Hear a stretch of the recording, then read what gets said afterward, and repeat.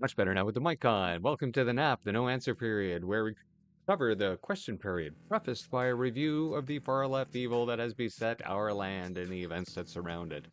The nap is a daily show, so please join us 45 minutes before the question period, or until the government decides to stop showing up in the lower house.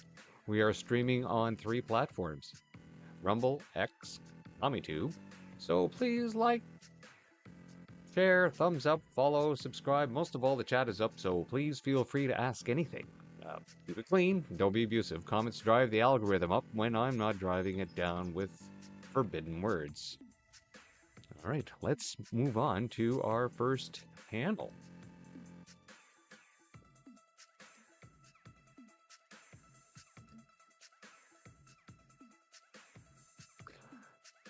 Usually we start with a review of what's happening on the ostrich farm. And as far as we know, nothing much changed from yesterday, except for the fact that I think the farmers have come to the realization, and this is something I pointed out in a video 3 weeks ago, is that the fix is in. The WOHA regs, World Health Agency regs that are there do not allow for anything other than complete annihilation. So the only way to not have the burden, and of course this has driven people into doing some interesting things.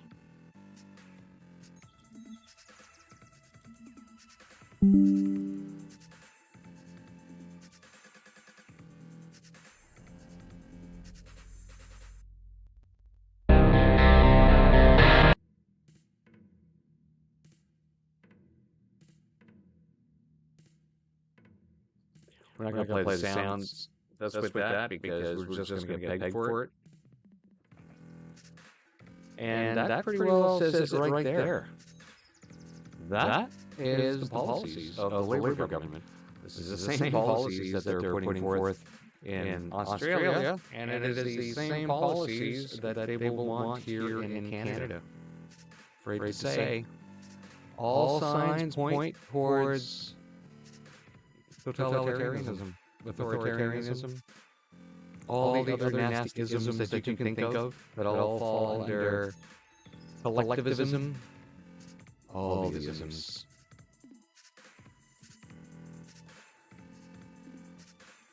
Right, so let's move on to our next story. As you know, the Liberal Party is the least corrupt party in all the history of Canada. I'm joking, of course. I said least corrupt. I said most corrupt.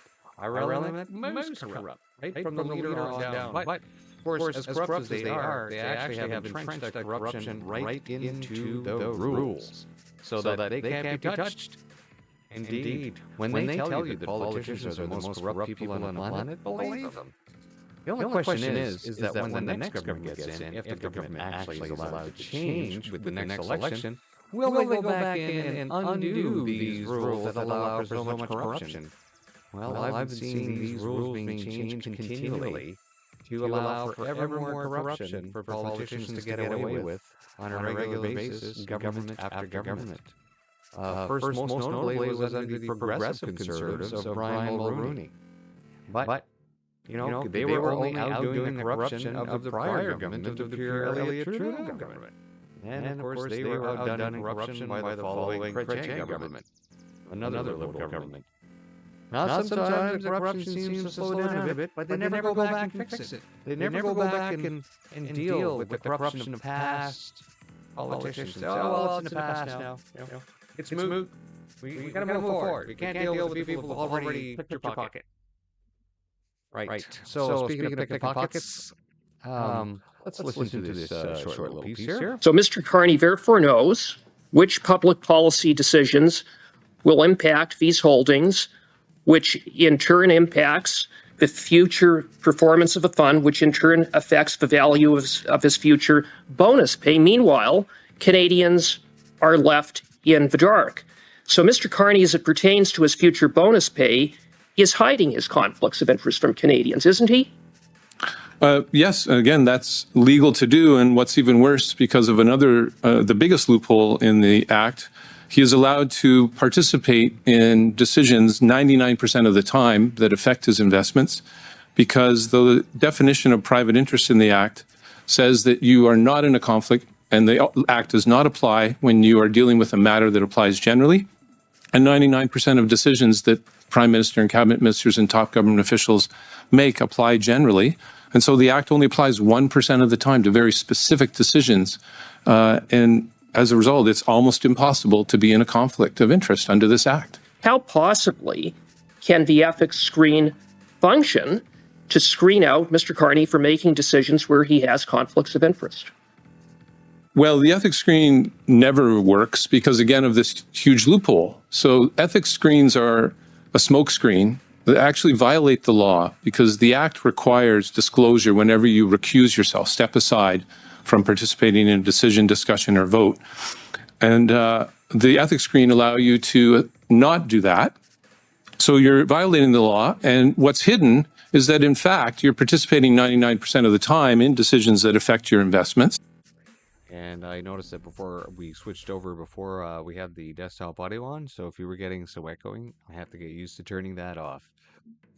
Let's move on to the next panel, where we listen to Andrew Lawton in committee for the Justice and Human Rights Committee, where they've brought in some witnesses. And as usual, the Liberals, if you've ever watched them in committee, they will use points of order and try to slow down meetings and committee meetings whenever there's somebody in there. And in fact, they will filibuster. They will do all kinds of things. It's actually horrible. And the fact is, most Canadians just don't see it unless they start watching clips online on YouTube. And some of them are by this very group right here. Let's fade that in. Thank you.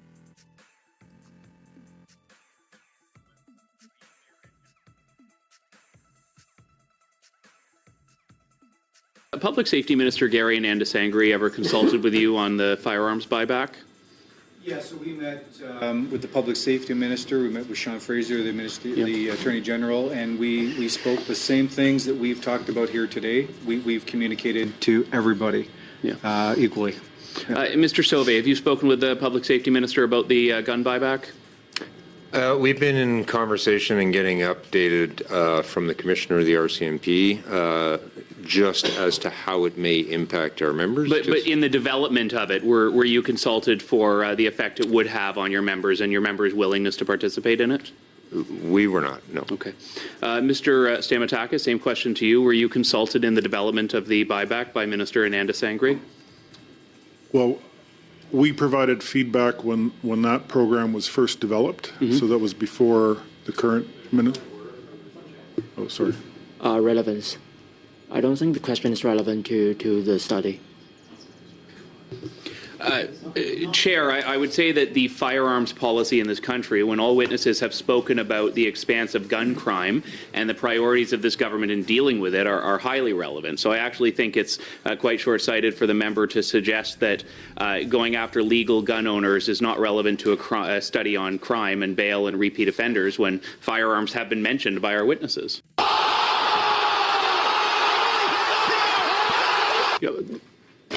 It's a stretch, but keep it a little tighter, Mr. Lawton. I understand where you're going, but just afford the witnesses the opportunity to answer to it. And yeah, I will. Perhaps stick. It's a stretch. It's a stretch. Yeah, this chair, guess what party he's from? The Liberal Party. It's a stretch. All right, let's move on to the next panel. Hopefully I have something proper. Nope. And move over here. Right. Up in BC, I think this is in BC, in Bamfield. I guess their road's been washed out since mid-August. And the town has been completely isolated, except for a route that's 9 hours to get to the nearest big town where this village can do all their shopping, where they can go to their medical appointments. It's a 9-hour one-way trip, 18-hour round trip. Can you imagine that? And then the locals discover that there was, well, you will see.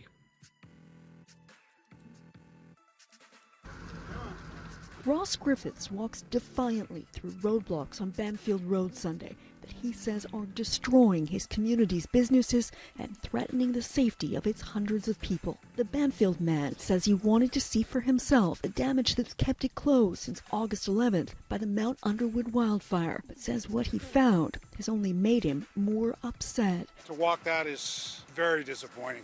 Well, I thought it was destroyed, the road. Yeah. And then you come to a road like this. A road that should be traveled on. And there's no reason for them to have it closed. I just have zero trust in the system that's being implemented at the moment. RCMP were soon called to the scene as Griffiths and fellow Bamfield residents walked through in protest Sunday while taking photos that appeared referring to this new bypass road about 1 kilometer before the roadblock that they say Mosaic opened to continue its logging operations to Bamfield. So Sunday, many drove it themselves, urging Mosaic to allow Bamfield's residents to use it. All we're asking is Mosaic, be a good neighbor. Help us out. It's 9 hours to go around from Bamfield to Port Alberni and back for our doctor's appointments, our dentist appointments. Ministry of Transportation has stated it would be another month before Bamfield Road could be reopened as local businesses suffer from lost tourism and Bamfield residents grow even more frustrated trying to be heard.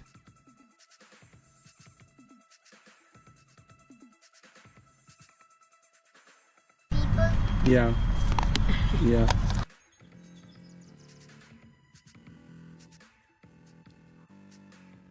So there you have it. Why is that? Why are they leaving this road closed? Why is the bureaucracy out of control in Canada? A fish rots from the head down. That's what's happening here. Common sense has gone out the window. People are holding on to things for power, including information. Can you imagine that? Making all those townspeople suffer like that? Use all kinds of extra energy that they don't need to? I got that wrong. It wasn't a 9-hour one-way trip, but still 9 hours round trip. That's 4.5 hours there. I'm here in Trenton. Even if I drive up Highway 7 to get to Ottawa, to take the slower route, it's still 3 hours from here. Can you imagine that? Another hour and a half? Well, that'd get me up to Pembroke. Or it'd get me past Montreal. on the way to Three Rivers from here in Trenton, Ontario. That's crazy that people have to do that amount of driving when there is a road just close like that, and for why? And people, what kind of responses are they getting from this government? People in these government positions, what's going to be their accountability? There never seems to be any real accountability for these disastrous decisions. And speaking of disastrous decisions, I just come across this video by this fella here, and he usually does videos, I guess, from traveling around the planet, and he's put it on pause because he needs to come back to Canada because he's noticed that his home base is crumbling, is falling apart. Society is self-imploding, self-destructing. He's I don't know how long he's been traveling away from the country for not to notice that this has been a long time coming, and the zombies have been running the street for years now. And so he's in Sudbury, and he was just doing a little walk there in the park. And let's just listen to what he says. My country of birth, Canada. I started with a visit to Barrie, where there's currently a state of emergency. Then onward to London. I am documenting the homeless and drug crisis across Canada. Right now I stand in a park, what should be a playground for children to play in, but instead there is feces, garbage, many homeless and addicts. In front of me I can see two. A moment ago there was a man twitching on the ground. He must have moved while I was filming my intro. Litter everywhere, and it's not normal litter, it's drug paraphernalia litter. I came through this park around midnight last night, and it was overwhelmingly full of addicts shooting up, and they seemed quite aggressive, so I didn't interact too much. But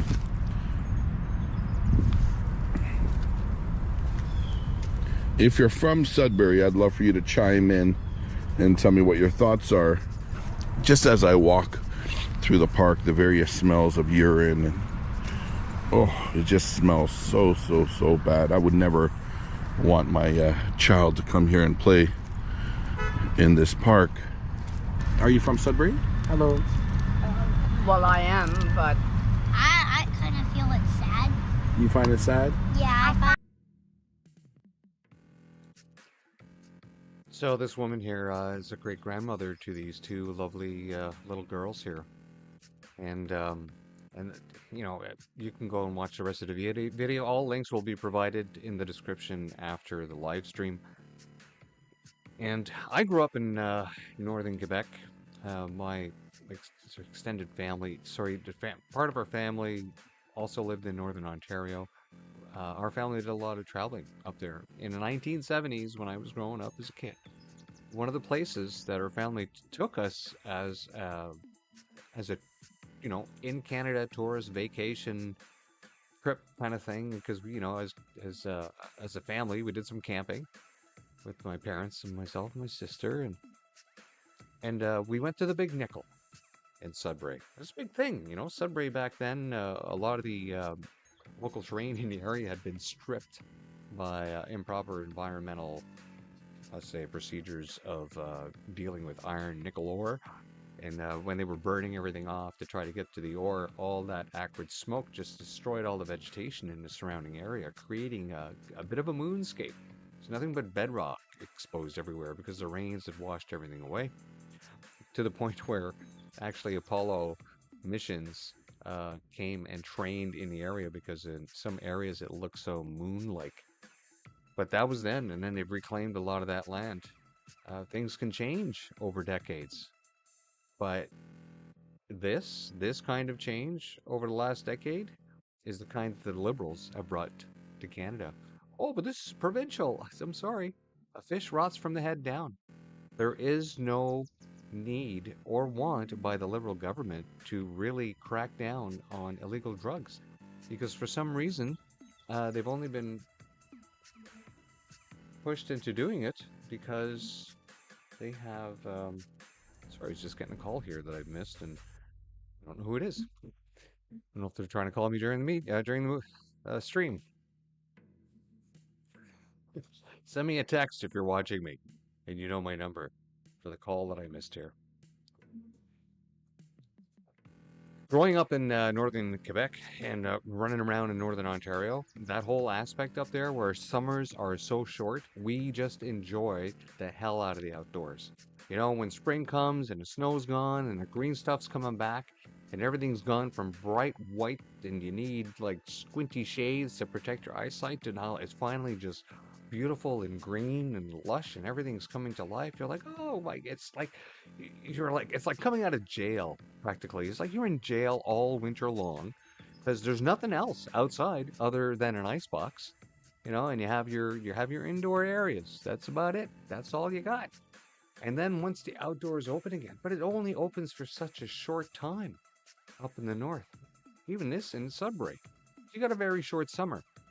And then to have those very few places, those few green spaces like this, just destroyed, right? And the same people that have allowed this to happen because of diversity and equity and inclusion have failed to include these families, this legacy, the safety of these children. Oh, we have to have the druggies safely inject themselves. But let's not care about the safety of the rest of society. It has to deal with their garbage that they leave behind. All brought to you by the Liberal Party of Canada. Let's move on to our next panel here. Raise awareness and education about the homeless crisis and drug addiction crisis in Sudbury. So this is by someone else.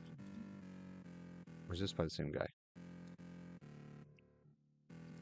Firefighters here now. Good morning. It is Christmas List. I'm here in Sudbury.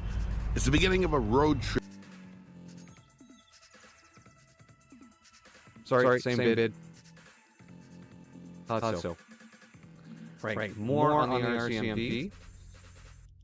And this all ties into how the Liberals have been trying to change our society. And we look at the legislation that was recently put into place. Well, many of the legislation, especially the anti-hate legislation, where they will go out of their way to mention every faith except Christianity, even though so many churches have been burned in Canada. And even though whites are regularly targeted through policy.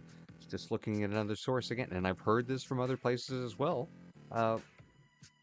Young white men that are trying to join the Canadian Armed Forces are being punted to the back of the bus because they have quotas. They have quotas to meet in the Armed Forces, in the CAF, and that means only so many white people are allowed. We have a racist government in place, a racist government that puts race before merit. And if you've been watching what Trump's been saying lately, and if you watched him in the Oval Office with Carney, he basically pointed out once again how their war on woke is winning and that merit is back in the United States. It means merit in the academics, in the sciences, in the military, and from that comes from life. Because the cultural Marxists are against merit. And by the cultural Marxists, I mean the liberals. And that's why they need to hide things. The only way that this change in society works is if they hide everything that they do. Let's listen to Rebel News. Sat on a mountain of Islamophobia briefings, and now they refuse to release them to us. Meanwhile, not a single anti-Semitism briefing note was ever prepared, despite record attacks on Jews. And I've got the records to prove it. Canada's National Police Force is stonewalling on who it met with and what was said about Islamophobia in 2024. You see, when Rebel News filed an access to information request, thanks to your generous donations at a special website, rebelinvestigates.com, for RCMP Commissioner briefing notes on anti-Semitism, the answer was frankly shocking. No records exist. 0 pages, nothing. Now that silence and lack of engagement came during a year when Canadian Jews faced unprecedented attacks. B'nai B'rith Canada logged 5,791 anti-Semitic incidents in 2023, the highest ever. Toronto police confirmed 56% of all hate crimes in late 2023 and early 2024 targeted Jews. Jewish schools in Montreal and Toronto were shot at, while an Ontario report counted 781 anti-Semitic incidents in kindergarten.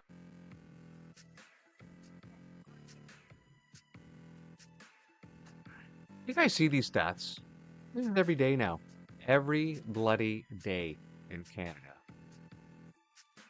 And they've even brought it up in Parliament. Basically, every minute of the day in Canada, 365 days a year, someone has a crime committed against them in Canada. Assault, robbery, rape, murder, a host of other crimes and mischief. Every single minute in Canada. Brought to you by the Liberal Party of Canada. Because a fish rots from the head down, and their head is very rotten. And speaking of rotten heads, as you know, there was a decision yesterday on the Freedom Convoy where we see the state use a two-tier justice system against their political prisoners, such as Chris here, and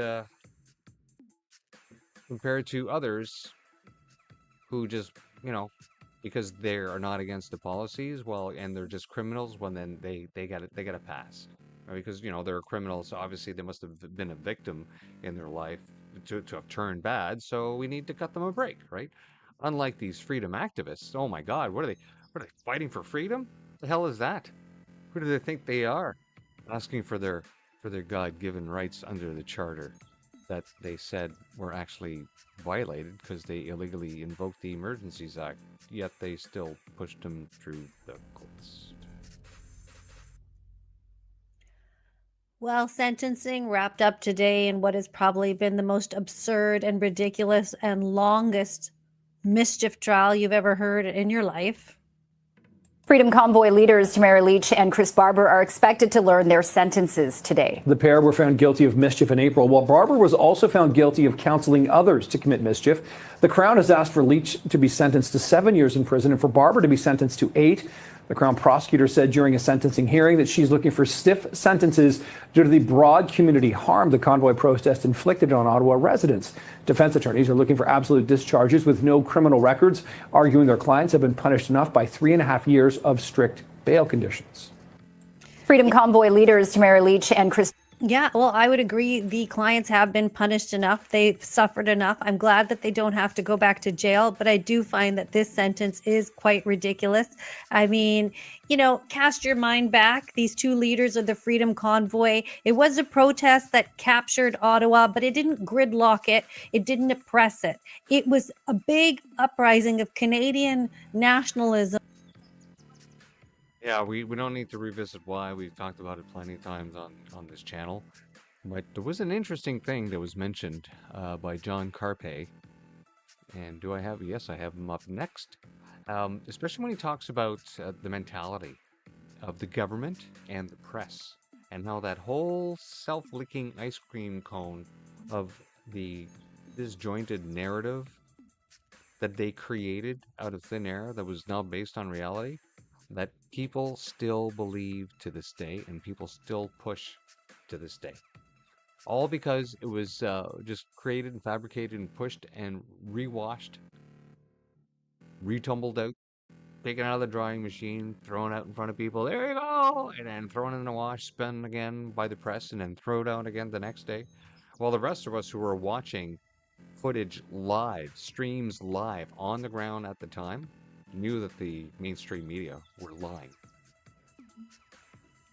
Now, let's see if John gets to this, along with some other interesting topics that he's covering. And it's interesting here also, they will cover this station here, this website, the Now Media Group, actually used to get a lot more people following it. But because the Liberals, the rotten fish, the rotten-headed fish that rots from the head down, because of the legislation that they have introduced to help independent journalists and independent creators that has actually made everything worse.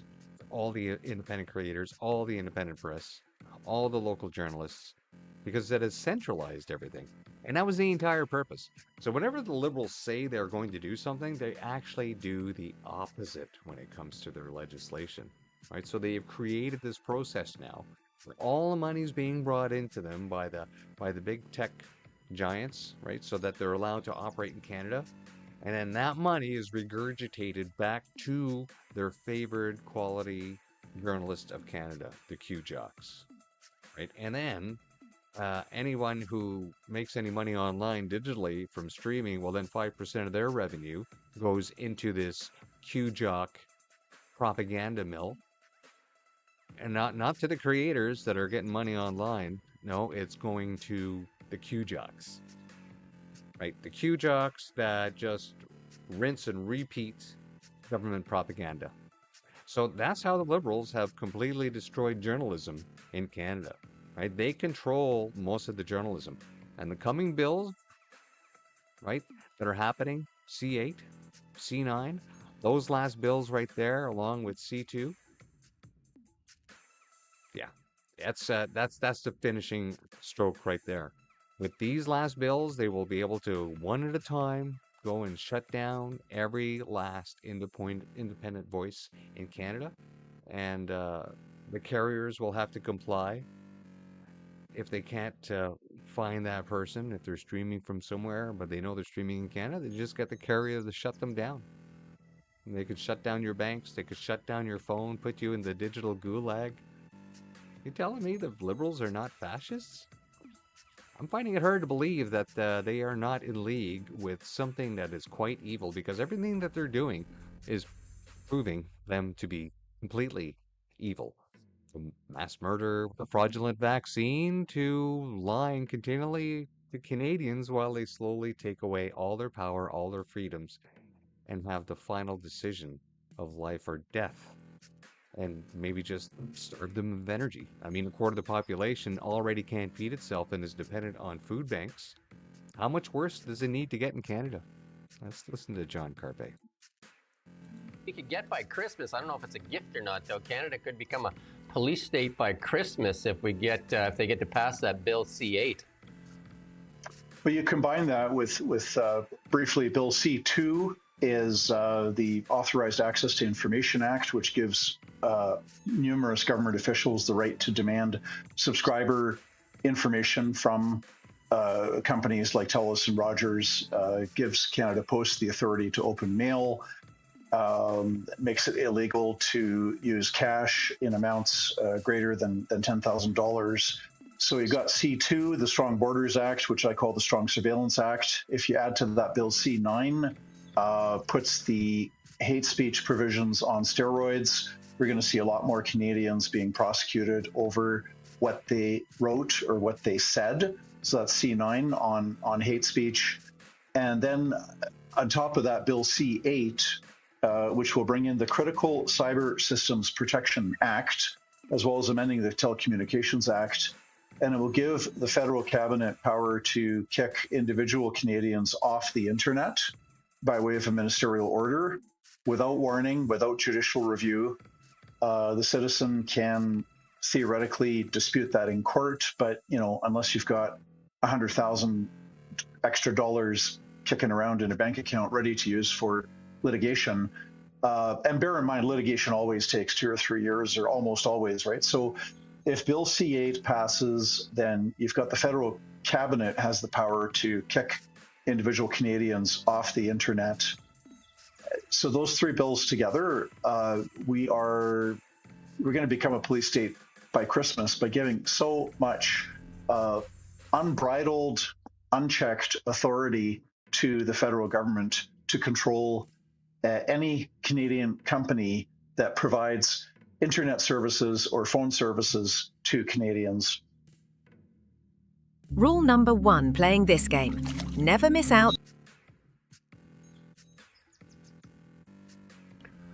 Yeah, I did that interview with Lisa, and we talked about, like the Americans have this, like they export all their culture wars kind of to the rest of the world, but then they have that the First Amendment rights, which is freedom of speech, which is almost absolute. Whereas in Canada, we don't have that. We more have like guardrails that our Liberal government continues to kind of compress, and that's why you're saying these bills do, is we're just compressing our rights and freedoms just a little bit more, just a little bit on this edge and a little bit on this edge and a little bit on this edge. But when you start to put them all together, it's starting to sound pretty like police state, right? Like it's starting to get, it's kind of sneaky in a way, because it's just a little bit on this one, a little bit on this one, and then it just kind of like in around the edges, and it just gets worse and worse and worse. Death by 1,000 cuts. And this has been their plan all along. Just bit by bit, every session, just bring in a little bit, right? So they tried to do this last session with Bill C-63. We were saved during the last session, but Canadians didn't pay bloody attention, right? They didn't even pay bloody attention to why the bill didn't get passed. Because of the SDTC documentation that was ordered by the Speaker of the House to the Liberal Party to produce these documents, which they did, but they were all redacted. So the Speaker said, no, you have to give them unredacted. Over 5,000 pages. It would probably criminally involve a lot of people on the Liberal side into where all this missing money went. And of course, that was in June 2024, and the Liberals refused to hand it over, so until the election occurred, the lower house was unable to pass any new or existing bills that were in the process that hadn't already received royal assent. Everything was toast. Gonzo, including Bill C-63. Now, yes, there were a few things that they passed, but that was only because all the parties agreed for whatever emergency purpose. But the regular business, nada, not gonna happen. So, in this session, the Conservatives are trying to get these documents again. We're still waiting to see if this is actually gonna occur in one of the committees. And it doesn't really matter who the Speaker of the House is, because the Speaker that ordered it in 2024 was actually a Liberal MP who was as Speaker. So, I mean, the Speakers are completely objective in their role. And when they are not, people notice. We noticed with Ferguson when he was not being so, and he was called out for it. And guess what? He's not a Speaker this year, is he? Yeah, I guess he proved a little bit too much for him.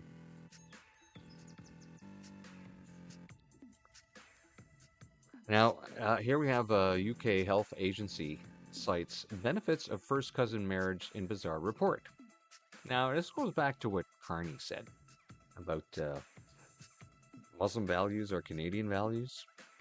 But just to let you know, a lot of the studying and information gathering that I had to do prior to my deployments in regards to Islamic terrorism, of course, I did a very deep dive into Islam itself and everything that surrounds it. And of course, the politics, the ideological politics of some of the largest concentrations of Muslims in those countries as well. And as we discovered, because where the region that we were going to be operating in is very close to the Pashtun side of Pakistan. So when you're talking about families and marriages and stuff, well, there is no border there really between Pakistan and Afghanistan, because really whichever rival gangs or families that are operating in those areas, they don't really care about that border. For them, it's those areas of control for them. But what also happens in areas of control, especially in that culture, is that in order to maintain a lot of the property within those families, is that you will often end up with inter-family marriages, not even second cousins, first cousins. So you do get the highest rate of birth defects that have been occurring in Pakistan compared to any other nation.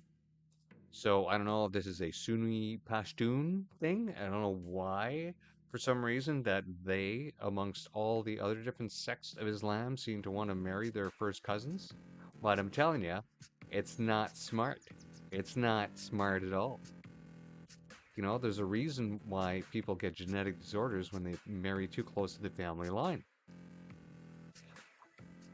But of course, Count Dankula, if you don't know him, he was a comedian who was thrown in jail because he videotaped a pug giving a Roman salute, and he's not Roman. And the pug is like a little British bulldog pug. There's no German in him whatsoever. But, because he put it on the interwebs, and the UK is ahead of everybody when it comes to wokeness, like, jailing over 13,000 people in their country because of saying hurdy words online while they release rapists and murderers to make room to put in their political prisoners who say bad things online. Yeah, so Count Dankula has been able to stay out of jail since then, maybe because he really embarrassed the state for... People are like, what? You put him in jail because his dog was on a video? Well, I guess if you follow that kind of mentality, then it's not surprising that, that same mentality would publish something like this. UK Health Agency cites benefits of first cousin marriage and bizarre report, unsurprisingly, sparks outrage. Let's just get into this article then, shall we? A major health authority has pulled its recent report citing the benefits of first cousin marriage after it sparked widespread outrage. Boy oh boy, I wonder the ethnicity of the person that wrote that article. But anyway, the UK's National Health Service, NHS, came under fire after publishing guidance that experts claimed promoted inter-family unions, despite well-documented concerns about the increased risk of birth defects. In fact, one of the hotspots for birth defects in Britain is Bradford, because you're getting people that are marrying their cousins and sisters and family members all over the place there. What's the major ethnicity in Bradford? Don't fucking worry about it. But still, it's just like, you can kind of already tell who wrote this. Research cited in the article titled, "Should the UK government ban first-person marriage?" described various potential benefits of marrying a first cousin. Welcome to Luxury Casino, one of Ontario's most trusted online casinos. Now with the... Like, I'm not trying to choose between sound systems. We each has their benefits, that's not, you don't marry your fucking cousin. Including stronger extended family support systems and economic advantages, the Telegraph reported. Wow, that's great. How wonderful.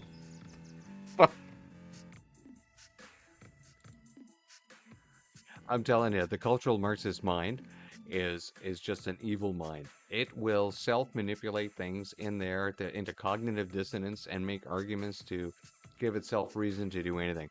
I think maybe the cultural Marxist mind might be built on the mind of an addict, right? Well, they will rationalize anything to get their next fix, except in this case, their next fix is cultural Marxism. Now, we are getting close to the time. So let us just go into the theme thumbnail, and let's make sure we're set up as we transition. And I'm still here. We're waiting for Parlview to start up. Now, when they start on Wednesdays, they start later in the afternoon at 2 o'clock. And it looks like they may have started, so... Or it might be just statements from the members. We're still confirming here.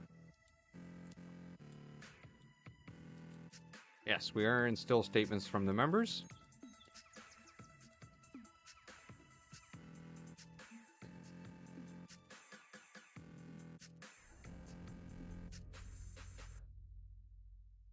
So while we are waiting for that,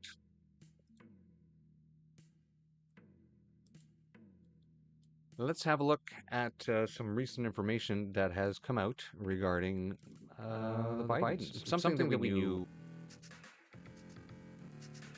Those of us that actually follow the news. Right.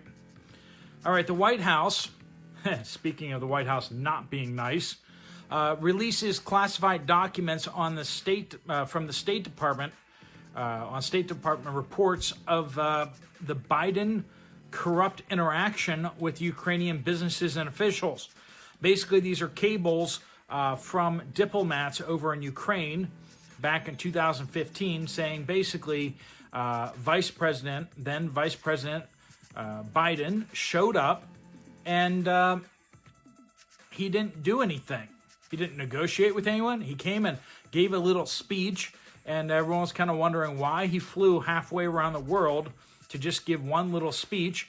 And even the Ukrainians were thinking, this is really corrupt. He's just here to meet with Burisma and these other money launderers. And basically the Ukrainian government was of the opinion that Biden was there to launder money for himself.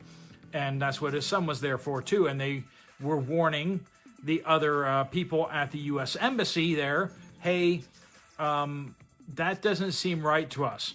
When the Ukrainians, one of the most corrupt countries on the face of the earth, is saying, you might be doing corruption here, you know it's bad. Also, interestingly, the Obama administration and later the Biden administration hid these cables, hid these reports from being distributed. All right, FBI agents who spied on Republican senators. Doesn't that sound bad? It's as bad as it's. All right. With any luck, the question period will have started.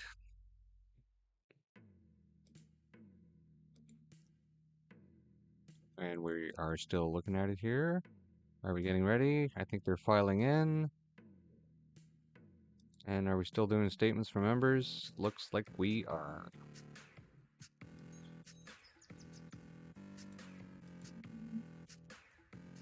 Mr. Speaker, the Prime Minister asked to be judged by the prices at the grocery store, while long-range mountains families are working hard to keep food on the table, yet each visit brings shock at the checkout. The equipment senior spending $800 and they and included are firefighters who jump on their services and similar communities. Shrink.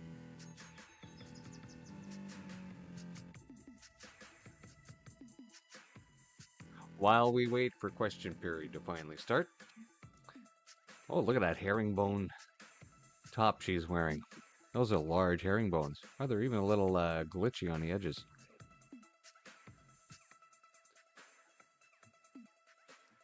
Let's have a quick look on how we would hope our people who deliver packages actually take care of our packages.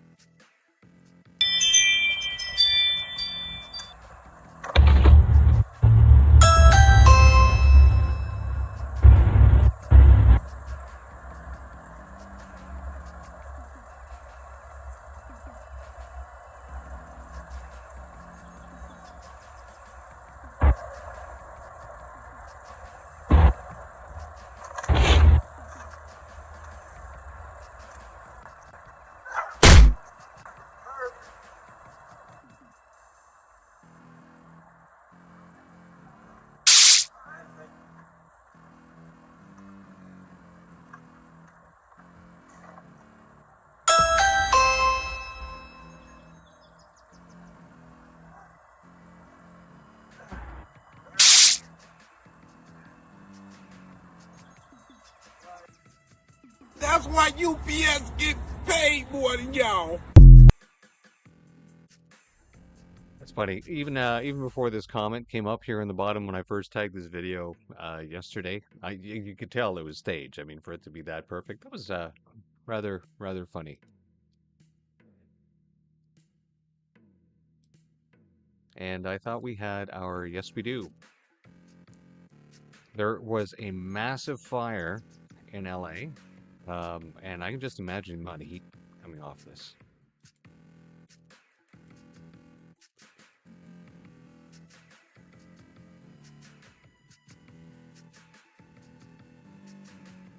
Okay, no sound on this whatsoever.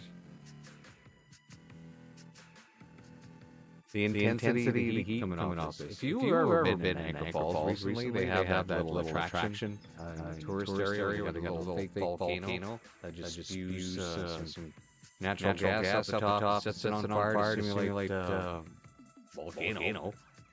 That gives off quite a bit of heat that you can feel from almost a block away. It's a nice burst of heat.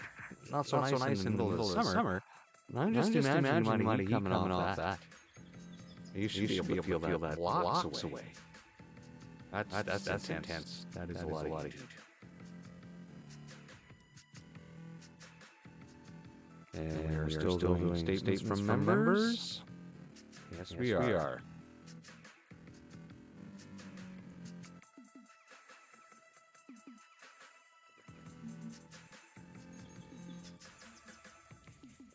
Well, we were looking at a recent.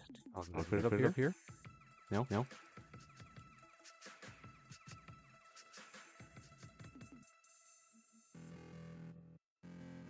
There it is.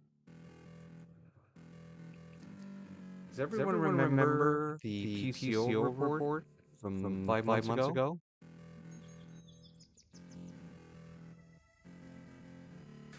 This is insane. It's even worse than back home, and they left. And you got to remember, a lot of these migrants that came to Canada, the Liberals actively left the country to go find them. Actively left the country to go find these people and say, come on in, we'll pay you for 2 years, we'll take care of you. And even with that, they came here and looked around and said, holy poop, this place is full of poop. I'm going to back home where it's less poopy. People may turn into informal grassroots or community-based ways of fulfilling their basic needs. Oh, you mean like church-based charities that have mostly vanished or just ended up becoming industrialized organizations dependent on funding from the government? You know, it used to be in Canada and a lot of Western Christian nations, because they were built by Christians with those morals and ethics. Churches were well attended, and so was their community service. Churches many times offered and helped people. That's what they were there for.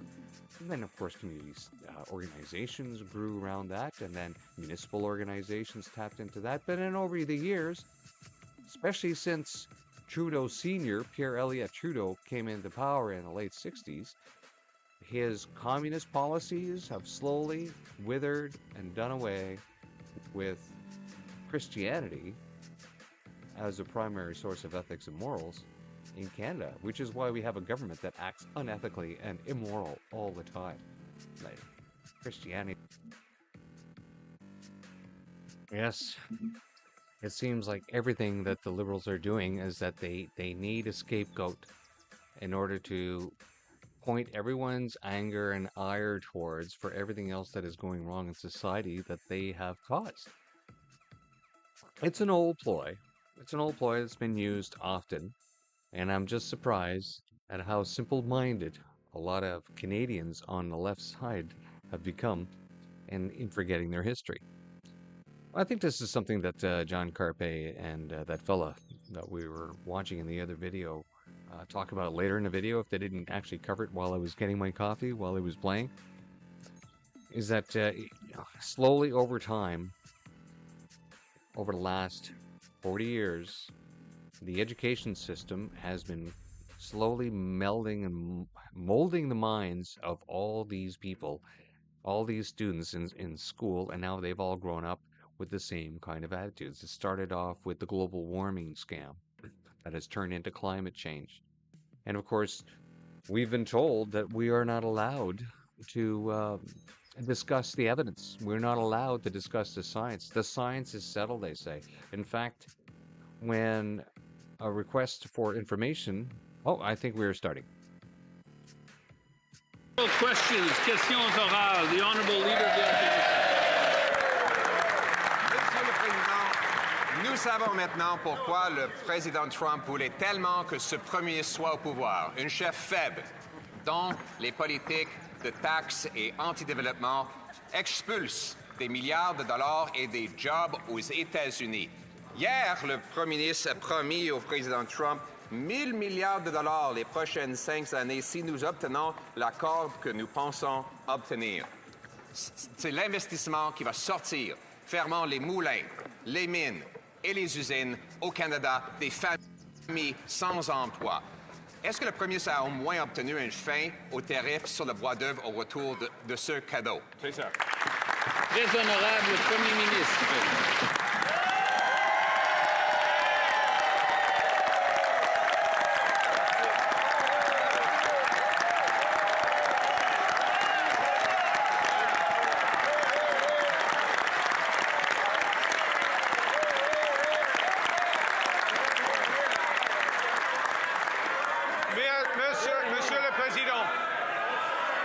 Monsieur le Président, c'est le moment.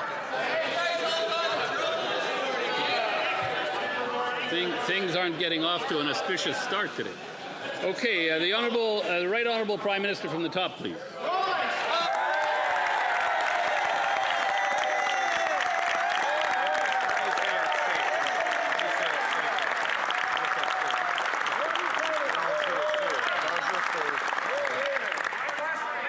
Okay, Monsieur le Président, c'est un autre moment pour une petite leçon économique pour le chef de l'opposition. Les économies canadiennes et américaines sont très intégrées. Et j'ai fait une petite leçon pour Monsieur le Président des États-Unis hier. Ce qui est en jeu, c'est l'investissement canadien aux États-Unis. Si on n'a pas un accord, un bon accord, et ce gouvernement va négocier cet accord. Ça, c'est The Honourable Leader of the Opposition. Monsieur le Président, il peut bien donner les leçons par rapport à sortir de l'investissement du Canada aux États-Unis parce qu'il a déjà réussi à expulser 54 milliards de dollars d'investissement aux États-Unis. Ça a tué 86 000 emplois. C'est des familles, Monsieur le Président, autour de la table qui se demandent qui vont payer la facture. Et depuis son arrivée au pouvoir, quand il a promis d'éliminer les tarifs américains, ils ont doublé sur le bois d'œuvre. La question encore, après le cadeau de 1 000 milliards de dollars, est-ce qu'il a obtenu une fin aux tarifs sur le bois d'œuvre, oui ou non? Oui. Le très honorable Premier ministre. Monsieur le Président, la situation actuelle est comme cela. Nous avons le meilleur accord du monde avec les Américains. Nous sommes en train de négociations dans des grands secteurs, y compris le bois d'œuvre, et on n'accepte pas que le meilleur deal pour le bois d'œuvre. The Honourable Leader of the Opposition. Well, we now know why the U.S. President wanted this Prime Minister in power so badly, a weak leader whose high taxes and anti-development laws are sending billions of dollars and thousands of jobs out of this country. 86,000 jobs lost. And yesterday, the Prime Minister promised the President that he would increase Canadian investment in the U.S. by $1 trillion if he gets the agreement that he expects to get. Mr. Speaker, in exchange for $1 trillion of job losses in Canada, will he at least get an end to the U.S. auto tariffs that are killing jobs for our workers in Ontario? The Right Honourable Prime Minister. Mr. Speaker, we have the best deal in the world with the Americans. First point. Second point, the President of the United States and myself had a meeting of minds yesterday with respect to the future of the steel sector, the aluminum sector, the energy sector in cooperation, which is why our teams are negotiating the terms of those deals. And we are working, as the President himself said in the Oval Office, on the modalities of an auto agreement. The Honourable Leader of the Opposition. Mr. Speaker, he just confirmed he's selling out our auto workers. And let me tell him what it means when investment leaves this country, because he was forced a record amount out in his 7 months in power. The 700 workers at the GM plant who lost their jobs in Oshawa, they can tell him about investment that is left. They're sitting around the dinner table wondering how they're going to pay their bills while GM announces $4 billion of new investment south of the border. So while the Prime Minister promises yet another $1 trillion gift to President Trump, why doesn't he look them at those workers in the eye and explain to them why he betrayed them? The Right Honourable Prime Minister. Mr. Speaker, what this government is doing for the auto sector is an unprecedented investment in the Canadian auto sector. We look the Canadian auto workers in the eye. We have $5 billion in the Strategic Response Fund. We have $10 billion for liquidity management. We have worker retraining. We are striking deals with countries around the world. We have the best deal already with the Americans, and it will be even better. The Honourable Leader of the Opposition. Well, Mr. Speaker, we'll go soft on him today because I know he's still recovering from surgery to have his elbows removed. Remember that promise, Mr. Speaker? Dancing around with his elbows in the air. We haven't seen those elbows since the election, after which $54 billion of investment gone to the United States. 86,000 jobs gone. American tariffs on Canada doubled.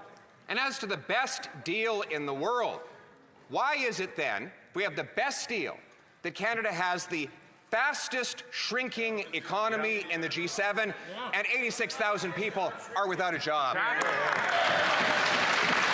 Right Honourable Prime Minister. Okay. All right. Mr. Speaker, there are three things that are true. First is, I realized long before the Leader of the Opposition, long before the last election, you remember the last election? Long before the last election, that our relationship with the United States would never again be what it was. Secondly, thing that is true is we have the best deal with the Americans. And the third thing that's true is we will get an even better deal because we... The Honourable Leader of the Opposition. Canadians do remember the last election where that Prime Minister promised to put elbows up. It was not a promise, it was the promise that he ran on. Now those elbows have come down, the American tariffs have doubled, we have by far the weakest economy in the G7, 86,000 people have lost their jobs, and the Prime Minister went pathetically to the White House to offer a $1 trillion gift, bowing before the President in weakness. $1 trillion, Mr. Speaker. Speaking of the last election, where in his platform did he promise to give $1 trillion of our investment dollars to the Americans? The Right Honourable Prime Minister. Mr. Speaker, I would like to inform the Leader of the Opposition that there is a thing called the private sector. The private sector makes decisions about investment.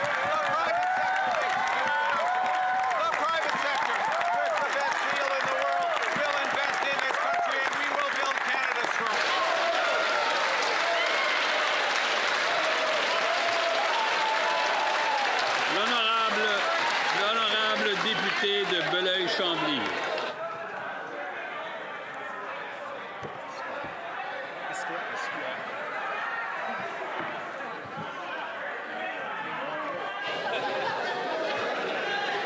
Ça va être long aujourd'hui. L'honorable député de Belleuil-Chambly. Wow! Le premier ministre s'est pas fait chicaner. La barre était là. Ne pas se faire planter par le président américain à la face du monde entier. La barre était là. C'est un grand succès.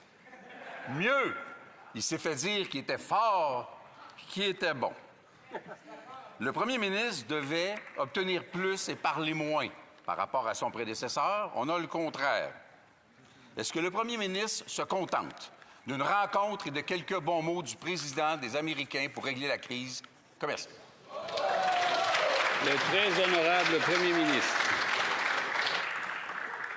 Monsieur le Président, je suis content que le président des États-Unis et moi, nous avons eu une conversion des vues en ce qui concerne un accord pour les secteurs de l'acier, l'aluminium et de l'énergie, et c'est la raison pour laquelle nos équipes travaillent là-dessus maintenant. L'honorable député de Belleuil-Chambly. Ce n'est pas ce qu'on nous avait dit en campagne électorale. Ça devait être tellement plus beau. La vérité, c'est que le premier ministre revient les mains vides. À rien, nada, zit, à rien pantoute. Pire, nouveaux tarifs sur les camions, augmentation des tarifs sur le bois d'œuvre. Le grand négociateur revient encore bredouille. Quand va-t-il nous épater, Monsieur le Président? Quand va-t-il nous épater? Bravo! Le très honorable Premier ministre. Monsieur le Président, encore une fois, le 31 juillet, le président des États-Unis a signé lui-même le meilleur accord commercial entre les États-Unis et le Canada du monde, c'est-à-dire 85% de nos marchandises libre-échange avec les États-Unis. Mais on travaille plus pour le secteur de l'aluminium et du bois d'œuvre. C'est à vous. Le député de Belleuil-Chambly. Son plus meilleur deal du monde n'a pas l'air de marcher pour le secteur de l'aluminium ou pour le secteur de la forêt. Que de bons mots. Il s'est contenté de bons mots. Vous savez, il y a un monsieur qui s'appelle Jean de La Fontaine qui a écrit « Le renard et le corbeau », qui dit notamment ceci: « Le flatteur vise aux dépens de celui qui l'écoute. » Est-ce que le premier ministre pense que les Québécois vont se contenter encore longtemps des mots du fin renard? Le très honorable Premier ministre. Monsieur le Président, à ce moment actuel, notre équipe, y compris les ministres du Commerce à l'externe, sont en train de négociations pour le secteur l'aluminium. Et c'est plus des mots, y compris des chiffres. Et on va avoir un accord. Merci. The honourable member for Thornhill. Speaker, the Prime Minister assured Canadians that he would secure a victory, and there is none. The tariffs that he said he would get rid of have actually doubled. And now he's promising to ship $1 trillion of investment to the U.S. with nothing in return. That's not a strategy. It's a clearance sale on Canadian jobs. Paper mills from BC closing while Washington State cuts the ribbon. Factories in Ontario going dark while Michigan lights up. Why did the Prime Minister trade away Canadian paychecks for an applause line in Washington? The Honourable Minister of Foreign Affairs. On the contrary, the Prime Minister is focused on protecting jobs and businesses, first stabilizing supply chains through initiatives like our Strategic Response Fund, Mr. Speaker, including on steel, aluminum, manufacturing, auto, and agriculture, continuing to build supply chains while maintaining a strong domestic economy, the lowest net debt to GDP ratio in the G7, Mr. Speaker, while negotiating a strong bilateral relationship and diversifying our supply chains. We will build Canada strong. The honourable member for Thornhill. With that kind of answer, if you measure your wealth by a stock index, that's your guy. But if it comes from a paycheck, you are his sacrifice. Canadians trusted the Prime Minister to fight for their jobs and to fight for their paychecks. And months after he vowed to get a deal, there still is none. There's 86,000 less Canadians working. He doubled the deficit at home, $54 billion of investment that fled south with the promise to make it $1 trillion. In what world is $1 trillion gift to Donald Trump considered a win? The Honourable Minister of Foreign Affairs. Mr. Speaker, businesses from all over the world are choosing Canada. That is why, once again, we are ranked as one of the best countries in the G20 for doing business. We are deepening our partnerships in Europe, in the Indo-Pacific, and in Africa to create opportunities here at home. And that's why we've just signed a historic deal with Indonesia to create jobs, to diversify supply chains. Mr. Speaker, these are more than just agreements. They are the resilience of Canada's economic future, Mr. Speaker. We will build Canada strong. The honourable member for Regina Capel. It's a good thing you don't need elbows to come home empty-handed. Yesterday, we found out why Donald Trump wanted this guy to be prime minister so badly. It's because Trump knew he would get everything he wanted with this prime minister. In addition to keeping all the Trudeau-era policies that are already chasing away jobs and investments, this prime minister decided to offer a $1 trillion gift of Canadian investment dollars flowing to the U.S. That means mines built in the U.S., factories built in the U.S., sawmills built in the U.S., all with Canadian investment dollars. So simple question, in exchange for this generous sacrifice, did the Prime Minister get an end to all U.S. tariffs once and for all? L'honorable ministre des Finances. Mr. Speaker, we will take no lesson from the Conservatives. No lessons from the Conservative. On this side of the aisle, and all Canadians, we believe in this country, Mr. Speaker. Canada is the place where we attract talent. Canada is the place where we build ships, we build cars, we build planes. Canada is the place where we have critical minerals. Canada is the place where we have energy. Canada is the only country in the G7 with a free trade with all other G7 nations, Mr. Speaker. We're going to build Canada strong. We are the true north, strong and free, Mr. Speaker. The honourable member for Regina Capel. Believe in Canada? This Liberal Prime Minister won't even pay taxes in Canada, Mr. Speaker. Once those investment dollars go to the U.S., they don't come back. Just look at TC Energy. That used to be called TransCanada Energy until they had to drop the word Canada because they can't get anything built in this country. They just put $8.5 billion to work in the U.S. The Prime Minister said during the election, anyone who worships at the altar of Donald Trump will kneel before him, not stand up to him. Yesterday, he knelt there like a pylon while the president skated all around him. Did he get an end to U.S. tariffs in return? L'honorable ministre des Finances. Mr. Speaker, I have even more good news for the Conservatives, Mr. Speaker. On November 4th, we will be presenting a budget with generational investment, Mr. Speaker, that is going to make Canada the strongest economy in the G7. We will invest in our people. We're going to build this country. We're going to empower Canadians, Mr. Speaker. We're going to build Canada strong, and we're going to do it with all Canadians, Mr. Speaker. The honourable member for Oxford. Mr. Speaker, the Liberal Prime Minister promised to fight for our workers, but under his watch, Canada has lost over 86,000 jobs. We have the fastest shrinking economy and the second highest unemployment rate in the G7. The Liberal decision to buy American to appease Trump has cost Cami over 900 jobs in my riding. The Liberal Prime Minister continues to sell out our workers. He's handing over their jobs to the United States and is driving $1 trillion of investment down south. Why? Yeah! The Honourable Minister of Jobs and Families. Listen, Mr. Speaker, over a decade, Canadians...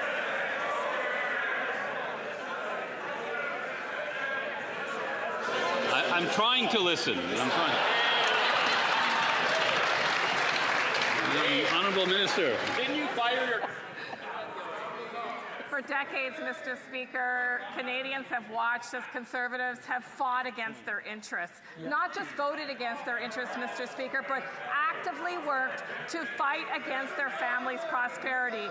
Whether it's beating back unionization, whether it's voting against school nutrition programs, whether it's fighting against Canada Child Benefit, Mr. Speaker, Canadians know who has their back, and it sure isn't the Conservative Party. L'honorable député de Mégantic-Lérable-Lotbinière. Les libéraux ne veulent pas parler à propos du 1 000 milliards de dollars. 1 000 milliards de dollars, Monsieur le Président. C'est le montant d'argent que le premier ministre a promis au président Trump que le Canada va investir aux États-Unis au cours des 5 prochaines années. Qu'est-ce qu'a obtenu le premier ministre en retour de cette promesse? Un dîner gratis à la Maison-Blanche. C'est ça, Monsieur le Président, le résultat. Nos travailleurs vont perdre leur emploi parce que leur entreprise va déménager aux États-Unis. Des mines, des scieries vont fermer leurs portes au Canada pour ouvrir chez nos voisins du Sud. C'est vraiment ça, la victoire que le premier ministre avait promise aux Canadiens? Un dîner à la Maison-Blanche? Honorable leader du gouvernement à la Chambre. Une autre petite leçon, peut-être, pour les conservateurs de l'autre bord. On a des fonds de pension au Canada. Exemple, la Caisse de dépôt et placement du Québec, qui investit à travers le monde, fait des profits, les ramène au Canada.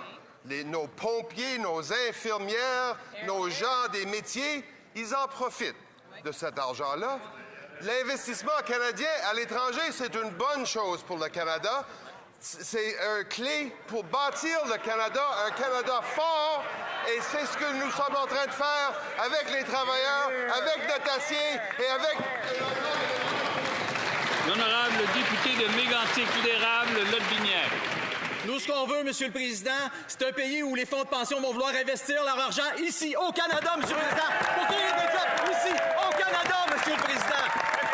Plutôt que faire comme les libéraux pour envoyer 1 000 milliards de dollars aux États-Unis pour les 5 prochaines années, ça va coûter des jobs. Le premier ministre est revenu les mains vides. C'est pas moi qui le dis. Le Globe and Mail, Le Devoir, Le Soleil, le Radio-Canada. Radio-Canada, c'est succulent ce qu'ils ont dit. Rencontre premier ministre Trump, beaucoup de fleurs, peu de fruits. Ça coûte cher, les fleurs, aux États-Unis, Monsieur le Président Sadler. Pourquoi le premier ministre envoie-t-il nos shops, nos jobs aux États-Unis plutôt que de tenir de sa promesse de mettre fin aux tarifs? L'honorable leader du gouvernement à la Chambre. Un député conservateur qui cite Radio-Canada, c'est assez inusité, Monsieur le Président. Avant-hier, il voulait l'abolir, Radio-Canada. Mais j'en passe. Les fonds de pension, ils investissent au Canada. Et savez-vous quoi? Le monde investit au Canada parmi les meilleurs du G7 pour l'investissement étranger direct au Canada. Et bonne nouvelle aussi, Monsieur le Président, on va en avoir des projets dans lesquels ils pourront investir, des projets d'un bout à l'autre du pays, des ports, des chemins de fer bâtis avec de l'acier canadien, de l'aluminium canadien, faits par les gens de métier canadiens, Monsieur le Président. L'honorable député de Rivière-du-Nord. Monsieur le Président, 5 premiers ministres, dont celui du Québec, ont écrit au premier ministre du Canada avec une demande claire qu'il retire son mémoire déposé par le fédéral à la Cour suprême dans le recours contre la loi 21. Les 5 premiers ministres refusent qu'Ottawa instrumentalise les tribunaux pour mener son combat politique contre la clause dérogatoire. Je cite les 5 premiers ministres. Les arguments avancés par le fédéral font complètement fi du compromis constitutionnel ayant permis l'adoption de la Charte. Les libéraux vont-ils enfin cesser leur coup de force constitutionnel et retirer ce mémoire? L'honorable ministre de la Justice. Monsieur le Président, le gouvernement fédéral ne commençait pas ce défi, mais nous allons participer dans le cas qui est avant la Cour suprême du Canada. Il est très important pour le gouvernement fédéral de défendre la Charte, de défendre les droits humains. Monsieur le Président, après quelques années, le cas arrivé à la Cour suprême du Canada, ce n'est pas possible d'imaginer que le gouvernement fédéral n'a pas une perspective. Nous allons participer dans le cours, nous allons défendre la Charte aujourd'hui et demain. L'honorable député de Rivière-du-Nord. Monsieur le Président, questionné ce matin sur l'attaque du fédéral contre la loi 21 et contre la clause dérogatoire, ce ministre de la Justice a encore dérapé. Il a défendu sa croisade en évoquant que la démocratie est sous pression partout dans le monde en utilisant l'exemple de la guerre en Ukraine, Monsieur le Président. Pour lui, le recours du Québec à la clause dérogatoire pour protéger la laïcité de l'État, ça met la démocratie en danger de manière comparable à l'invasion de l'Ukraine par la Russie. Franchement, est-ce qu'il ne va pas immédiatement retirer cette analogie boiteuse et insultante? L'honorable ministre de la Justice. Mr. Speaker, when a member chooses to misinterpret a quote for his political position, it's clear he believes his own argument is very weak. The positions that we have advanced in the Supreme Court of Canada are that the notwithstanding clause does not allow governments, federal or provincial, to permanently damage the rights of Canadians, and that it does not permit governments to silence the courts when governments violate the rights of Canadians. The provinces may have a different point of view. I invite them to participate in the court proceedings. That is a healthy way in a democracy to challenge ideas you may not like. The honourable member for Dufferin-Caledon. This Prime Minister's broken promises are hurting Canadians. He promised he was going to spend less, and in fact, he's going to spend more, a lot more. Trudeau left a deficit of $42 billion. This Prime Minister is going to supersize it well past $60 billion. Deficits cause inflation, but it's Canadians who end up paying the price. In fact, 86,000 Canadians have paid that price by losing their jobs. When will this Prime Minister stop his reckless spending? When?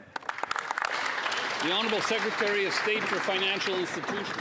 Mr. Speaker, you can't make this up. This coming from a leader who's never had a job outside of this House and who couldn't even negotiate with the members of Carleton to keep his seat. The world has changed, and we're going to change how we budget, Mr. Speaker. On November 4th, we're going to come forth with a disciplined budget that's going to build. We're going to invest in Canada.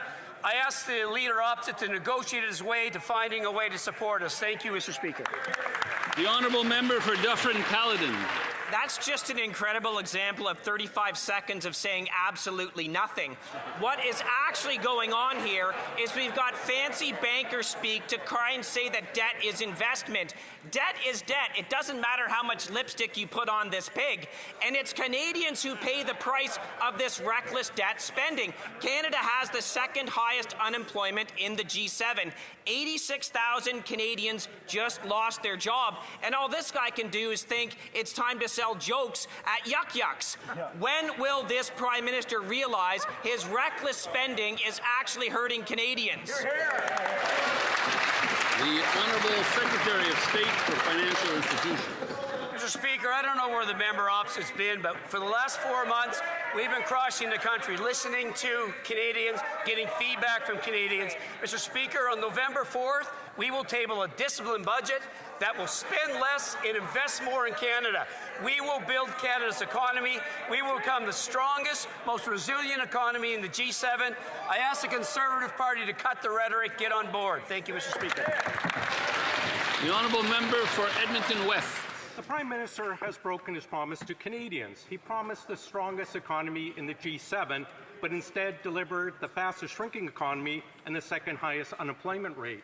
86,000 more Canadians have lost their jobs, and a staggering $52 billion of net investment has fled the country. And what's the Prime Minister's solution? Send a further $1 trillion of investment down to the U.S. Why is the Prime Minister acting like an investment agent for Trump instead of keeping his promises to Canadians to deliver jobs? Well done. The Honourable Secretary of State for Financial Institutions. Mr. Speaker, the Conservative leader's been busy writing letters. We're busy cutting taxes. We've cut taxes for 22 million Canadians. We've cut the GST for first-time homebuyers. Interest rates are dropped. And, Mr. Speaker, we are going to build homes at a pace not seen since the Second World War. I ask the party opposite to get on board, stop fighting our initiatives, and support us. Thank you. The Honourable Member for Edmonton West. 10 years to deliver all that, and they've delivered nothing. Now, this Prime Minister's promised fiscal discipline, but instead is playing fiscal shell game with his, to hide his failures. He's broken his promise to deliver a declining debt-to-GDP ratio and has abandoned fiscal guardrails. The accounting sleight of hand they're offering cannot hide the truth. A deficit of well over $60 billion. Canadians know that debt is debt and deficits drive inflation. How much higher is inflation going to go because of the Liberals' broken promises to rein in their out-of-control spending and deficits? The Honourable Secretary of State for Financial Institutions. Mr. Speaker, we consider elections job interviews. The Canadians looked at the resume of our leader and the leader of the opposition. It wasn't even close. Our leader has world-class business and economic experience versus the leader of the opposition has none. On November 4th, Mr. Speaker, we will table a disciplined budget. We will spend less, invest more in nation-building projects, in defense and infrastructure, and we will build houses at a scale not seen since the Second World War. Mr. Speaker, we're tired of the rhetoric. Join us. Let's build Canada. L'honorable député de Côte-du-Sud, Rivière-du-Loup, Kataskomig-Témiscouata. Monsieur le Président, depuis l'entrée de ce premier ministre libéral, les dépenses fédérales ont complètement explosé. Les contrats de consultants sont passés de 19 à 26 milliards. Depuis le départ de M. Trudeau et malgré les promesses de ce gouvernement libéral, le déficit est passé, il passera de 42 à 62 milliards. Résultat, plus d'inflation, moins d'emplois et une économie en déclin. Monsieur le Président, pas surprenant que les gens dans mon comté ont de la misère à arriver à moins de 200$ par mois. Est-ce que le premier ministre se rend compte des promesses brisées coûtent cher aux Canadiens?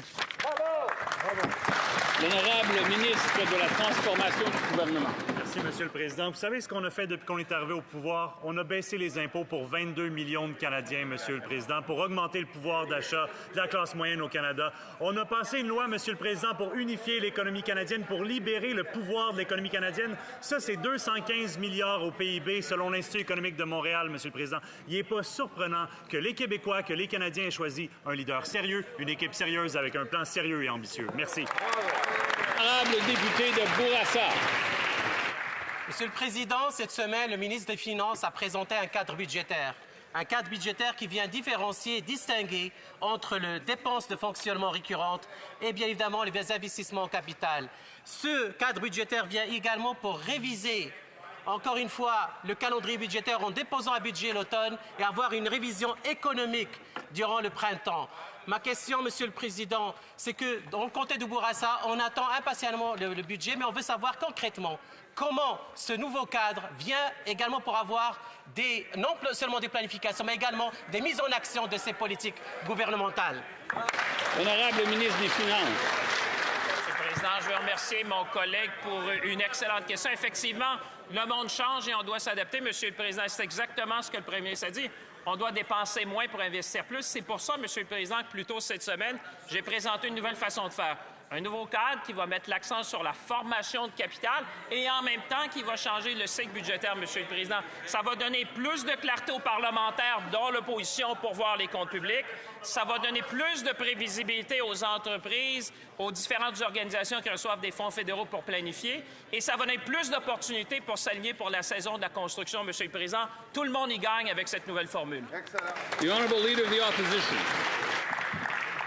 One day after the Prime Minister's visit to the White House, the U.S. Commerce Secretary has announced that there will be no relief on tariffs for finished automobiles in Canada.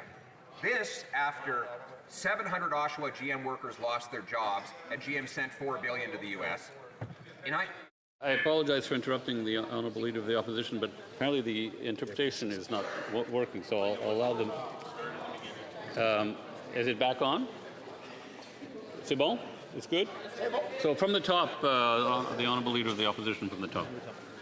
One day after the Prime Minister met at the White House promising that he would fight for Canadian workers, we learned from the U.S. Commerce Secretary that there will be no relief for Canadian finished automobiles. This after 700 Oshawa GM workers lost their jobs with $4 billion of GM money going to the U.S.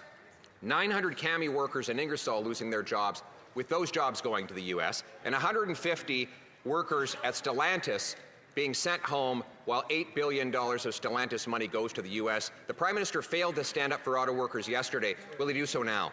The Honourable...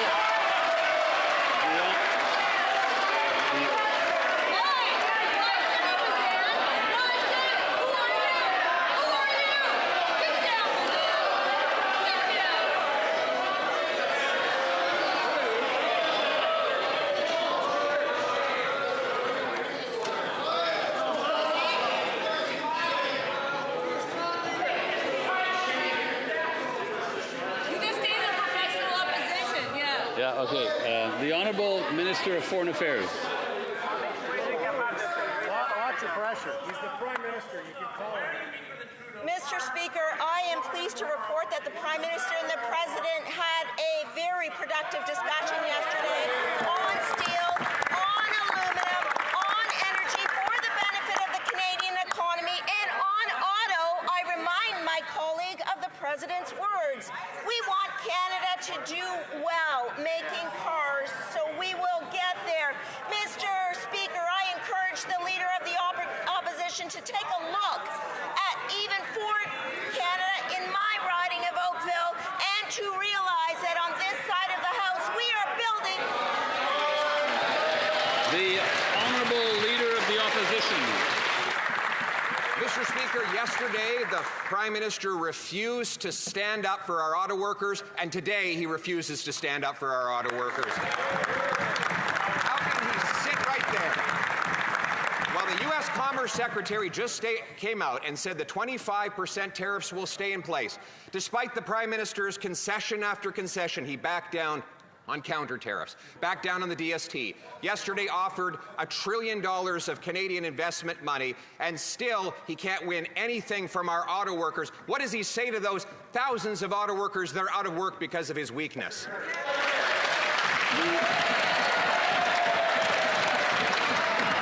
The Right Honourable Prime Minister. Mr. Speaker, what we have at this point with the United States for the auto sector is the lowest tariff in the world, less than 10%, lower than Europe, lower than Korea, lower than Japan. We have the lowest tariff, and we are still negotiating because, as the President said yesterday, the Prime Minister of Canada is a tough negotiator. We will get a great deal.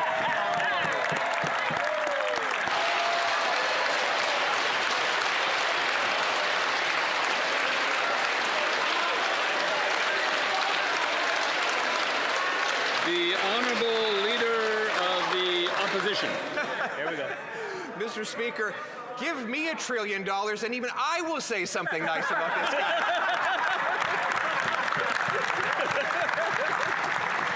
Oh my God.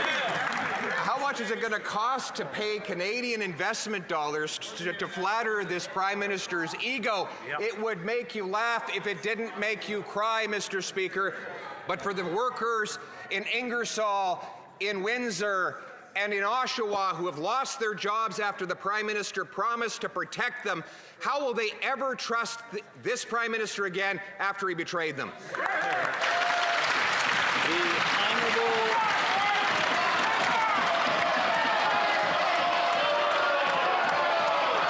The Honourable Minister of Foreign Affairs. Just a moment.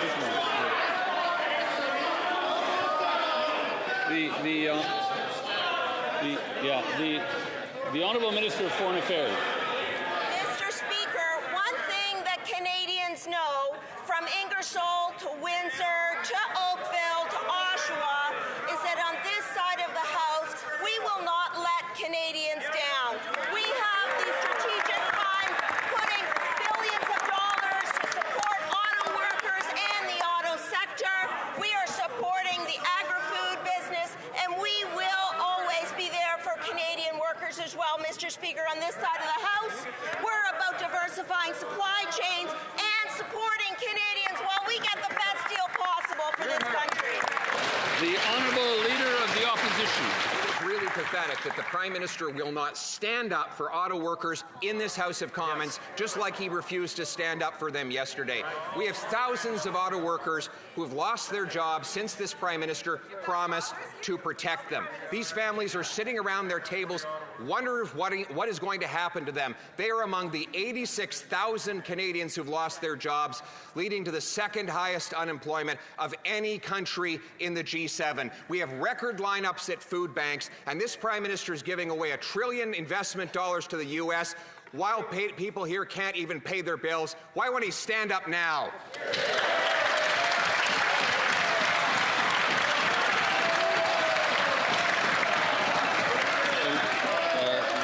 The Honourable Minister of Foreign Affairs.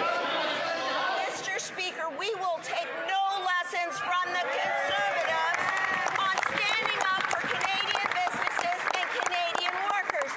Every opportunity that they have to vote in favour of Canadians, whether it's pharmacare, whether it's dental care, whether it's the Canada Child Benefit, they vote against. And on this side of the House, whether it's the auto sector, whether it's energy, whether it's steel, whether it's aluminum, we will get the best deal for this country, and we will always be there for Canadians, Mr. Speaker.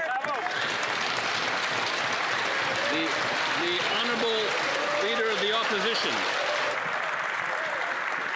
I think we're beginning to see how it is that the President has been able to bulldoze over this Prime Minister. He won't even stand up when he is confronted by the Americans. Just over an hour ago, a report came out that the U.S. Commerce Secretary said there will be no relief for Canadian-made automobiles going into the United States. The Prime Minister is back down on counter tariffs, back down on the DST, back down on defense. Yesterday promised to push $1 trillion of private sector investment out of our country. How is he going to look those Canadian auto workers in the eye and tell them how he got nothing for them in return? Yeah.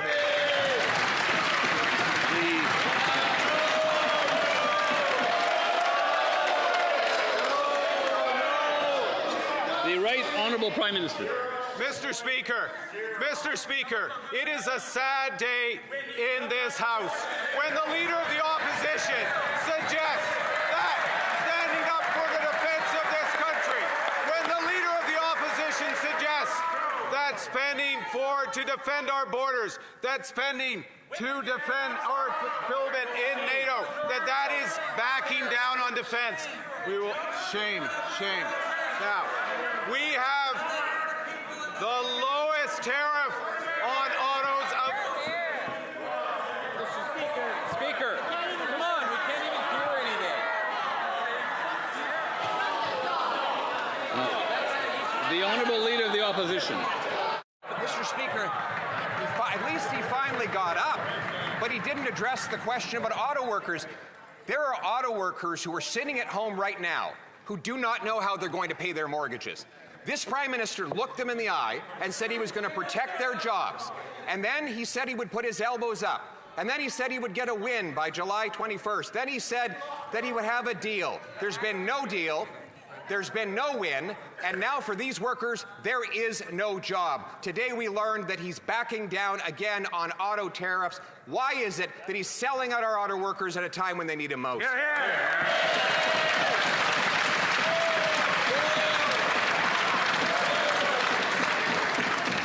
The Right Honourable Prime Minister. Mr. Speaker,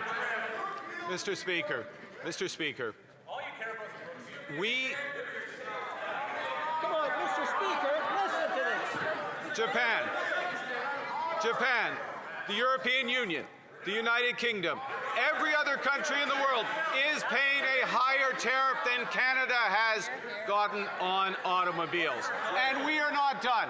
That is why we have not signed an accord on autos. That is why we are fighting hard for our auto workers. And I put the President on notice yesterday about the consequences of not having that accord.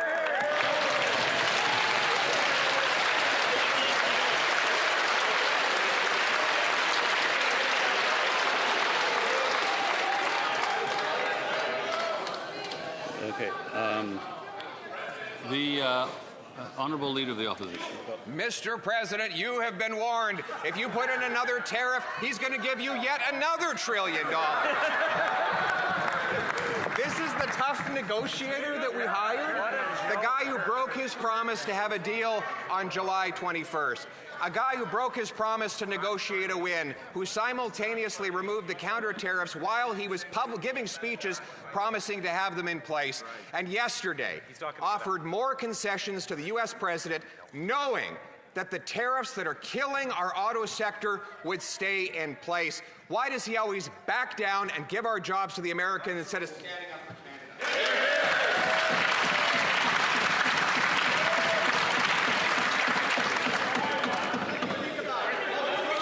I just want to make sure we're ready before we go to the...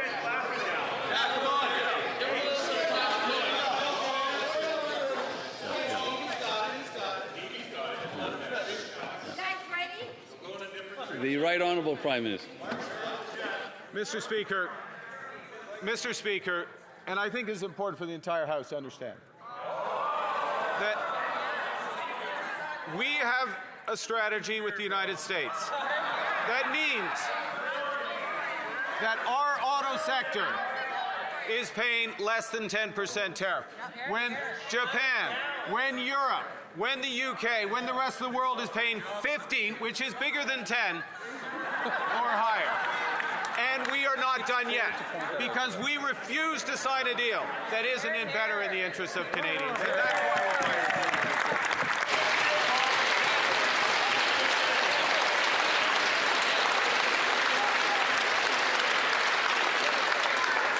The Honourable Leader of the Opposition. Mr. Speaker, he is already signing a deal that makes us worse off because he makes concession after concession after concession while getting nothing in return. Yesterday, he announced that his policies will drive $1 trillion of private sector money out of our country as part of the agreement that he is going to sign with the United States.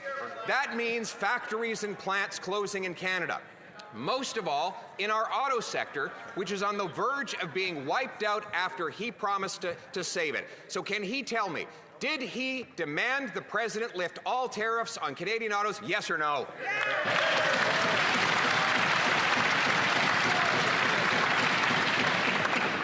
The Right Honourable Prime Minister.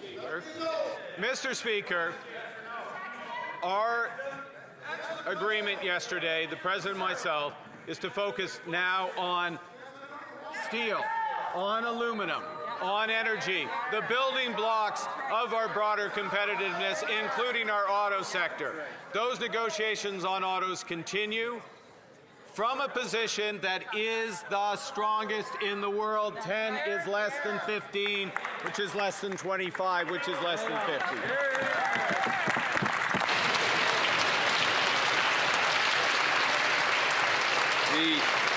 The Honourable Leader of the Opposition. Zero is the paycheck that those workers who've lost their jobs are getting right now. And Mr. Speaker, 7th is last place in the G7 when it comes to growth, or in this case, negative growth.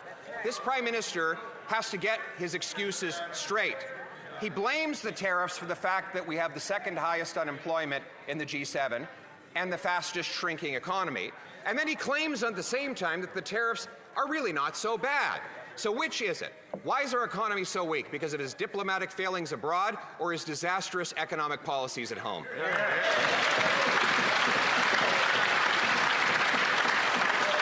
The Right Honourable Prime Minister. Mr. Speaker, as I've been saying all this year, long before the Leader of the Opposition caught up, the U.S. has fundamentally changed its trading policy with everyone. It is a rupture. In that environment, Canada has the best deal. But what we are doing is controlling what we can control, which is building Canada strong.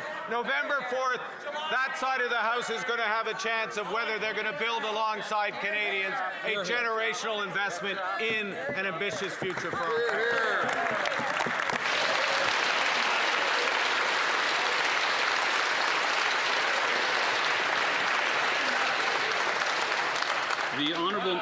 The Honourable Member for Hamilton Mountain. Les crimes motivés par la haine ne sont pas les crimes comme les autres. Ils visent à diviser, à semer la peur et à briser le tissu social qui unit nos communautés. Trop souvent, ces gestes intolérables passent inaperçus. I'd ask the Honourable Member to take it from the top. I couldn't hear. There's some noise in the corners here. So if the Honourable Member could start over. Les crimes motivés par la haine ne sont pas les crimes comme les autres. Ils visent à diviser, à semer la peur et à briser le tissu social qui unit nos communautés. Trop souvent, ces gestes intolérables passent inaperçus ou sont sous-déclarés. Le ministre de la Justice peut-il expliquer comment la création d'une infraction spécifique pour crime haineux permettra de mieux reconnaître, dénoncer et sanctionner ces attaques? The Honourable Minister of Justice. Monsieur le Président, je remercie la députée de Hamilton Mountain pour sa question et son travail sur la justice. Un crime haineux ne vise pas qu'une personne, il touche toute la communauté. Avec ce projet de loi, nous créons une infraction spécifique pour les crimes haineux. Nous ajoutons la définition de la haine aussi de la Cour suprême du Canada dans le Code criminel. Une fois adoptées, les lois aident à dénoncer la haine, à punir les coupables et protéger nos communautés. Notre gouvernement libéral tient parole. La haine n'est pas sa place au Canada et les Canadiens et Canadiennes doivent se sentir en sécurité. J'espérais sincèrement que tous les partis dans la Chambre des communes vont appuyer ce projet de loi très important. The Honourable Member for Kitchener South Hespeler. Thank you, Mr. Speaker. This Prime Minister promised to create jobs in Canada, but since he became Prime Minister, we've lost 86,000 jobs. Promise broken. He promised to increase investment in Canada, but since he became Prime Minister, we lost $54 billion of investment to the United States. Promise broken. Yesterday, we all watched in shock as he promised another $1 trillion of Canadian investment money to the United States. I hope it is not the case that he plans to keep his promise to Donald Trump after breaking his promises to Canadians. How many jobs will it cost us if he does? The Honourable Minister of Jobs and Families. Well, Mr. Speaker, that member is new to this chamber, so maybe he doesn't know the record of the party that he sits with. But they've voted consistently against the interests of Canadians. Not only that, Mr. Speaker, but they've fought against Canadians' rights, whether it's labour rights, Mr. Speaker, whether it's the right to retire at a decent age, Mr. Speaker, whether it's the right to raise our children with the resources that we need, Mr. Speaker. These Conservatives have voted against Canadians, and that's why Canadians don't trust them, Mr. Speaker. On this side, they trust the Prime Minister to get this job done. The honourable member for Sherwood Park, Fort Saskatchewan. Mr. Speaker, on the other hand, this minister is not a new member, and so she should know her own record. 86,000 job losses under this Prime Minister alone. Canada has the worst youth employment rate in over 25 years. Job numbers come out again this Friday, and the situation continues to get grimmer. Witnesses at our parliamentary public hearings on youth unemployment were very clear yesterday. It isn't a wealth distribution problem, it's a wealth creation problem. And the Prime Minister wants to send another $1 trillion to the United States. Why is he breaking his promises and continuing to ship jobs south of the border? The Honourable Minister of Jobs and Families. Mr. Speaker, well, youth would be disappointed to know that that member voted against their interests time and time and time again. Whether it was for skills training, Mr. Speaker, whether it was for Canada Summer Jobs, Mr. Speaker, whether it was in investments in research and innovation, Mr. Speaker, I sure hope that the nature of that question means he'll vote for this budget, Mr. Speaker, because we're going to invest in Canadians, and Canadians know that. That's right. L'honorable député de Richmond-Arthabasca. Merci, Monsieur le Président. Comment les libéraux peuvent-ils applaudir aujourd'hui? Le premier ministre lui-même nous a avoué que c'est un jour très triste. Faisons le tour des promesses brisées. Promis de créer des emplois. Résultat, 86 000 emplois perdus. Échec. Il avait promis de faire grandir l'économie. Résultat, deuxième taux de chômage le plus élevé du G7. Échec. Il avait promis de catalyser les investissements canadiens pour protéger nos emplois. Résultat, 54 milliards d'investissements qui quittent le Canada pour les États-Unis. Quand le premier ministre va-t-il tenir ses promesses? L'honorable ministre des Finances.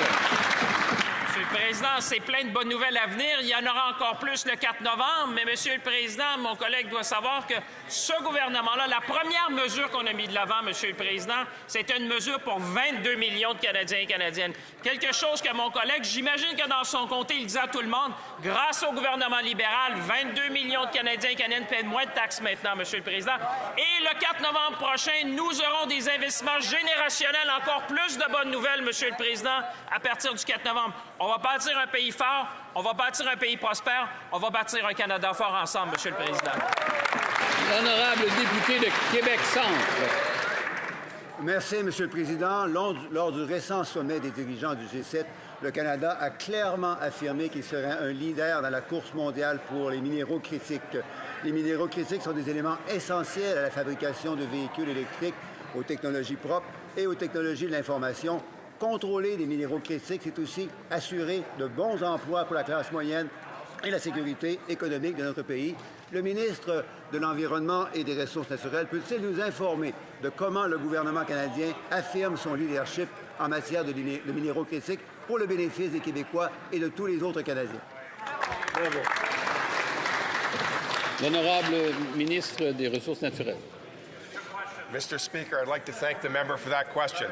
Our government's commitment to make Canada a leader in critical minerals is being put into action. This weekend, I was in beautiful Saguenay, where we announced that Ariane phosphate has been approved for a $735,000 NRCan research grant. By investing in resilient and sustainable Canadian critical minerals and mineral processing, we are putting Canadians to work, securing Canadian sovereignty, and seizing an opportunity to make Canada a clean and conventional energy superpower. The honourable member for Long Range Mountains. Mr. Speaker, the Liberals' $742 million gun grab continues to be mired in controversy after the minister admitted on leaked audio that it will not work. In Cape Breton, residents are angered by the program being launched, and the local police union was left in the dark and not consulted. Now we find out that the Liberal minister is the brother-in-law of the police chief overseeing the program. Will the Liberals now admit that the only way they can get police forces to participate is to hire their family?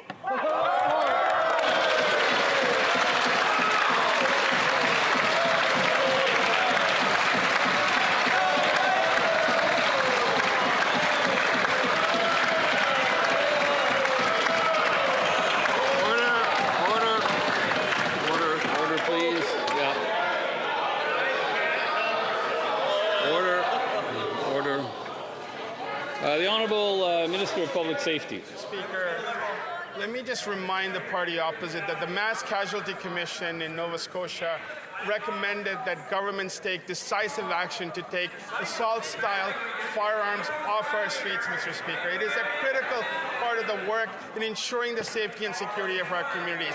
I want to thank the people of Cape Breton for the pilot program, Mr. Speaker. I know the police chief as well as men and women in uniform are very much engaged in this process. The pilot is working, Mr. Speaker. I look forward to reporting back to the House on its progress, and I also look forward to the expansion of the program nationwide. The honourable member for Saanich Gulf Islands. Thank you, Mr. Speaker. This weekend, eminent Arctic expert at Professor Franklin Griffiths wrote that Canada needs to, quote, Canada needs to consider the possibility that the U.S. president will, without our permission, send American warships through the Northwest Passage as a show of force. He asked a very pertinent question, what will Canada do? And asked whether the Prime Minister would be prepared to start by thanking the Inuit people of Nunavut for protecting Canadian sovereignty through the assertion of Inuit ownership of those lands. Will the Prime Minister respond to that brilliant suggestion? The Honourable Minister of Northern and Arctic Affairs. Mr. Speaker, our new government is strengthening Arctic security by investing in people, infrastructure, and partnerships that protect Canada's sovereignty and support resilient communities. We're working with Indigenous governments and territorial partners to ensure Canada's presence in the North is secure, visible, and enduring. That means investments in dual-use infrastructure like ports, airstrips, bridges, and clean energy. That reinforces defense priorities and lasting benefits to communities in the North. Alors, ça met fin à la période des questions. Okay. Okay, that's it for question period. Thank you.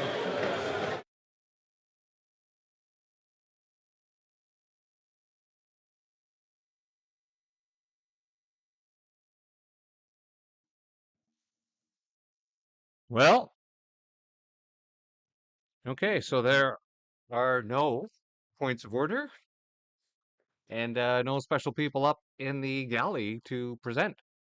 Wow, I think we outdid the number of lies this session compared to the last 2 days where I've been keeping track. So to do a quick recap, because we didn't actually before the question period, is that questions are questions. That's what the Q is for. FBQ are freebie questions. They like to call them the self-licking ice cream cone questions that the Liberals ask themselves. The minister has an answer prepared, and the Liberals are asking it, and it's good for some of the newbies to practice their new language and stand up in Parliament and, oh, look, a nice, shiny new MP. Although Duclos there, who asked the last question, he's not new. He used to be a former minister. I don't know why they picked him off to the side to ask a question. Maybe nobody else wanted to ask it. Maybe it's part of his portfolio. I don't really care. But when we get to the next part here, NAP, no answers, period. That means that they are not actually answering the question. Unfortunately, there are some questions, the way they are asked, that there's no bloody way that they can be answered. So I'm sorry, that's a nap. Because, like I mentioned yesterday, Carney put himself in that position. He made promises that he can't keep, so they're going to keep hammering that promise, and that's why he can't answer that. Now, the FBQs get their separate answer. If a Liberal actually answers the question, he gets an A. He gets an A for the answer. But of course, the only ones that they actually do answer are their self-licking ice cream cone questions, the FBQs. And then we go to the lies. Maximum of 3 lies per person speaking in the Parliament. After that, I'm not keeping track of the extra lies. Lies are very simple. Lies are when you assume things. When you say, Canadians, no, Canadians, no, you don't know what they're saying. As soon as you start assuming stuff, that's a lie. As soon as you start saying things about the opposition that's obviously not true, that's a lie. Like saying that they didn't have an economic plan. Of course they did. When you lie about them, oh, they don't support our plan, and that's why people should know who those people are on the other side, and they don't support these things. That's the kind of, well, they're the opposition. And there's a reason why they didn't support your plan, because you're a bunch of communists. All you want to do is redistribute wealth through programs that enrich yourselves and your friends. because every single thing that you do has got something in there to remove people's freedoms and enrich yourselves and your friends. Every single thing. Or you create a new department just to make things even more murky so you can shift money around even more and it not be accountable. There's been so much uckery going on since the last 10 years of people just having their wealth stolen from them from this country. And now, of course, another $1 trillion. You just gave $1 trillion to Trump. Okay, you promised 500 million. And of course, Carney's going on about, oh, they're against defense spending. Yeah, by the way, Carney, that defense spending that you want to buy, the HIRMS, HIRMs missile system, the missile artillery system, the $500 million system that you want to buy is being manufactured by Lockheed Martin, of which Carney owns a shit ton of shares in. Yeah. So this deal that is going down is going to make him and his friends a bunch of money.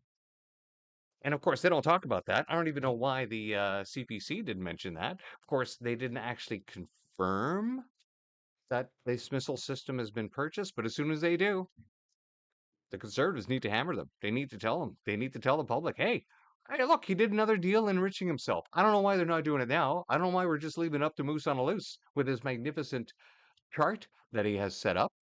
See if we can just bring this up here for it to load. Are you going to load? It's a big chart. I'm going to put this link in the description. Going back to our White House dinner. Yeah, I spent $1 trillion and all I got was a White House dinner. Maybe that's the t-shirt that Carney should be wearing. Hey, maybe that's the t-shirt we could be selling. Yeah, somebody out there should be making some money of this. I gave Trump $1 trillion and all I got was a White House dinner. And then the justice minister's nepotism, that was a nice little piece of information that was dropped there at the end of the question period. Although I'm not surprised that a lawyer like this that graduated from the bottom of his class that nobody would hire because he had to set up his own law firm, who couldn't get any clients, so he had to go get Tamil terrorists and their supporters as clients. And then even then, liberals looking for somebody to run in their riding needed to go to this bottom feeder. Needed to go to the bottom feeder like that. Bottom of his class, loves and supports terrorists, actively works promoting terrorism for this Tamil Tiger friends, right? And then of course he's caught on tape lying the exact opposite of what his actual bill is going to put through, because everyone knows if you confiscate legal gun from legal gun owners just won't have guns. And since they're legal gun owners, they're legal and they don't cause crime. Meanwhile, all the illegal guns on the street, don't know where those are. So we'll just wait for a crime to occur and then we'll take a report and maybe we'll stumble across the gun in a ditch or in the bottom of a river with a magnet sometime, but we don't really know where those guns are. That's the way the police and the liberals work, because they're not about making Canadians safer. If they were about making Canadians safer, they would have done something about the issues on the street. Oh, actually, they did do something about it. They passed a law allowing criminals to be released on a regular basis while going after legal gun owners. Crazy time.